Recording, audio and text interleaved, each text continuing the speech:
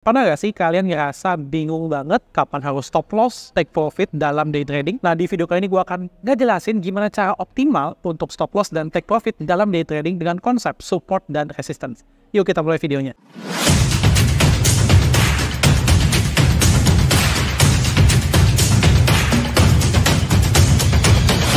Oke, kita mulai dulu ke bagian yang pertama.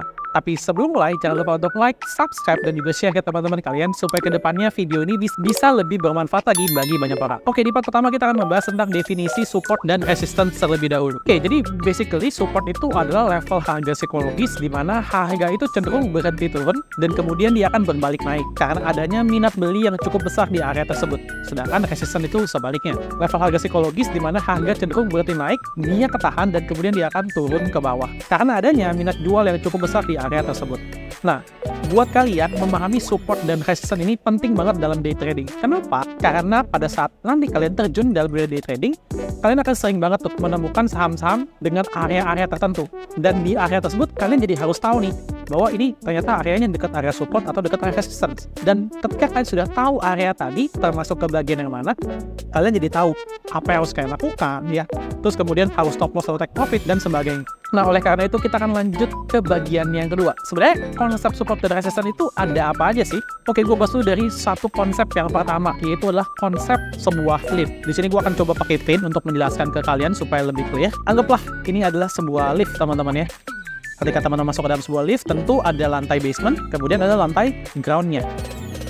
Oke, nah ketika kalian masuk ke area tersebut, anggaplah kalian berada di area basement nih. Ketika teman-teman semua berada di area basement, otomatis teman-teman akan menemukan yang namanya lantai, benar nggak? Kemudian di basement juga teman-teman menemukan yang namanya atap dari basement tadi, benar ya? Dan kemudian anggaplah teman-teman naik lantai nih dari basement ke ground. Oke, ini adalah alas ya. Kemudian ini tadi adalah atap. Teman-teman naik ke lantai ground, maka teman-teman akan menemukan atap yang baru, which is itu adalah atap di groundnya, benar ya? Gue sebut itu sebagai atap kedua. Kemudian atap yang dari basement tadi itu akan berubah menjadi alas dari gate. Benar ya? Oke, atap tadi berubah menjadi alas. Nah, dalam support dan resistance ya, alas itu dinamakan yang namanya support. Kemudian atap itu dinamakan sebagai resistance.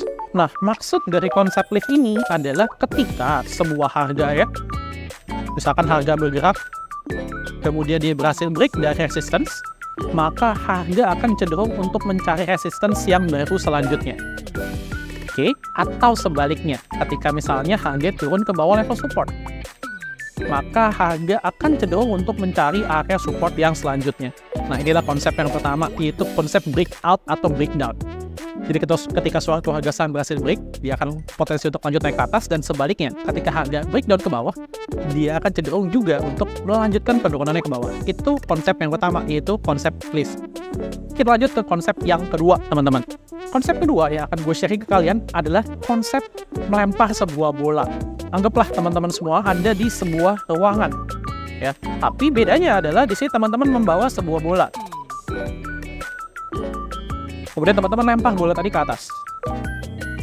Oke, boleh dilempar ke atas, maka bolanya akan mantul dan turun ke bawah. Dan sebaliknya, teman-teman lempar bola tadi ke bawah, bolanya akan mantul ke atas. Nah, ini adalah konsep support dan resistance yang kedua. Konsep ini namanya adalah konsep gagal break. Jadi ketika suatu harga nggak bisa nih breakout dari area atap atau alasnya, maka kemungkinannya adalah reversal atau kebalikannya. Jadi harga akan cenderung untuk melawan arah. Jadi kalau misalkan contoh harga bergerak menuju ke area resistance, tapi gagal nih, ya taunya gagal dari mana kok? Bisa dari bentuk candlestick ya, bisa dari bentuk volume dan sebagainya. Ya, misalkan candlesticknya ekornya tinggi ke atas, kemudian dia closingnya atau bodinya di bawah resistance. Nah, itu ciri-ciri atau tanda-tanda bahwa dia gagal break.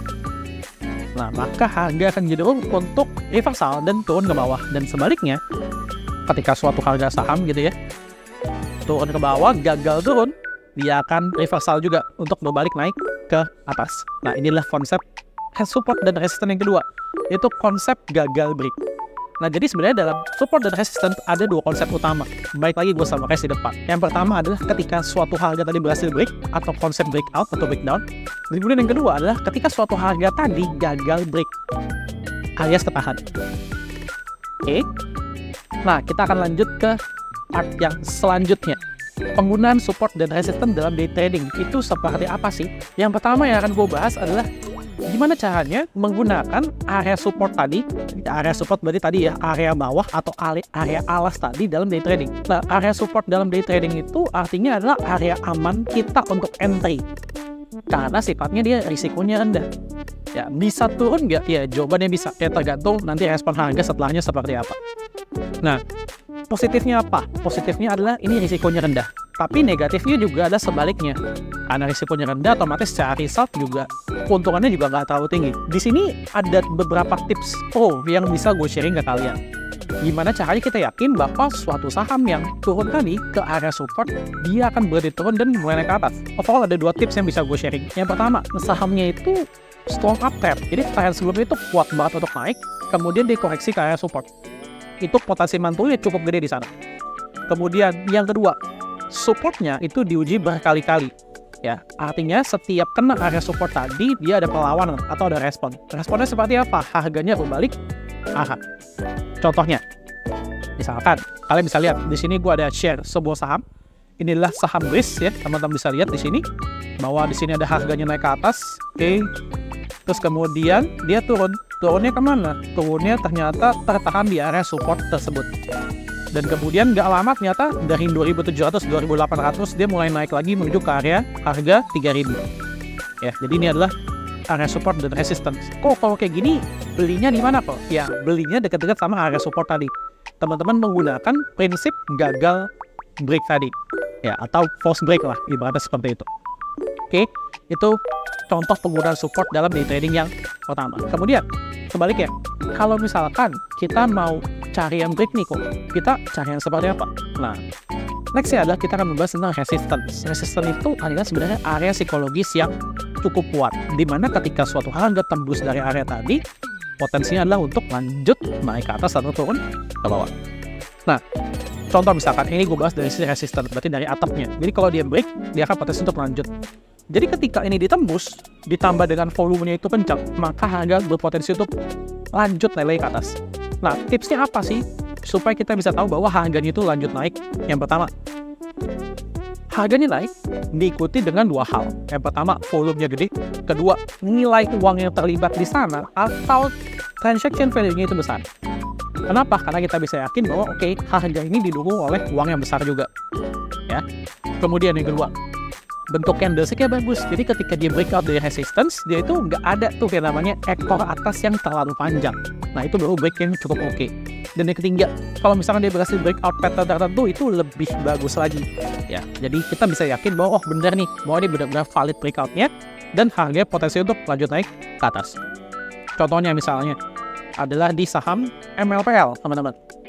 Ya, sini gue udah gambar juga area support resistannya. Ini support dan resistance minor ya, dimana waktu itu harga berhasil break dari area 150-an ya, area 150 sampai 164 dia berhasil di break dan besoknya lanjut naik sekitar 3-4% pada saat itu. Nah, ini adalah contoh bentuk candlestick yang valid untuk breakout.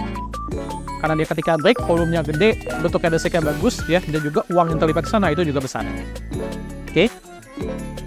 Nah, itu adalah contoh penggunaan support dan resistance dalam day trading. Nah, kita lanjut ke bagian selanjutnya. Nah, ini kurang lebih ada beberapa kesalahan umum orang-orang di luar sana ketika mereka ingin day trading. Ya, kesalahan umumnya apa aja? Yang pertama, dia itu tarik area support resistance-nya itu ternyata nggak kuat. Jadi dia mendapatkan support dan resistance yang tidak sering diuji. Alias ketika menuju area sana, dia itu nggak ada perlawanan arah di sana, nggak ada perubahan harga di sana, nggak ada reversal di sana. Nah, itu kesalahan umum yang pertama. Kesalahan umum yang kedua, mereka cuma pakai support dan resistance aja, tapi kurang melihat konfirmasi dari momentum. Jadi support dan resistance itu lebih baik digunakan jika kita combine dengan candlestick atau indikator momentum untuk ngecek indikator yang baik atau enggak. Atau penurunannya udah mulai terbatas. Jadi sebenarnya baik lagi ya, support dan resistance itu juga kita bisa combine. karena dengan kita combine, maka result yang kita collect atau win rate itu juga berpotensi untuk meningkat lebih lanjut.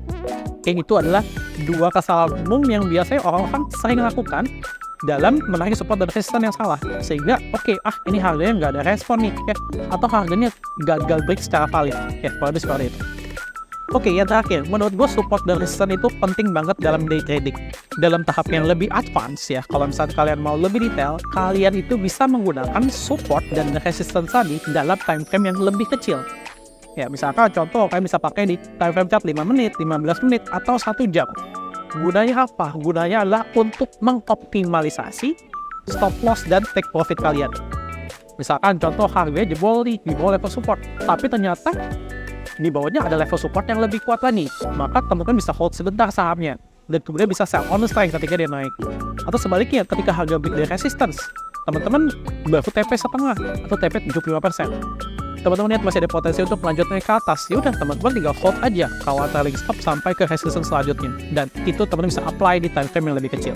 Hari ini kita sudah bahas tentang support dan resistance dalam day trading secara detail yang kurang lebih selama 10 menit sebelumnya. Nah, kalau kalian ngerasa video ini bermanfaat, jangan lupa untuk like, share, dan subscribe ke teman-teman kalian supaya kedepannya teman-teman kalian bisa lebih mendapatkan manfaat yang luar biasa dari video pelajaran support dan resistance kali ini.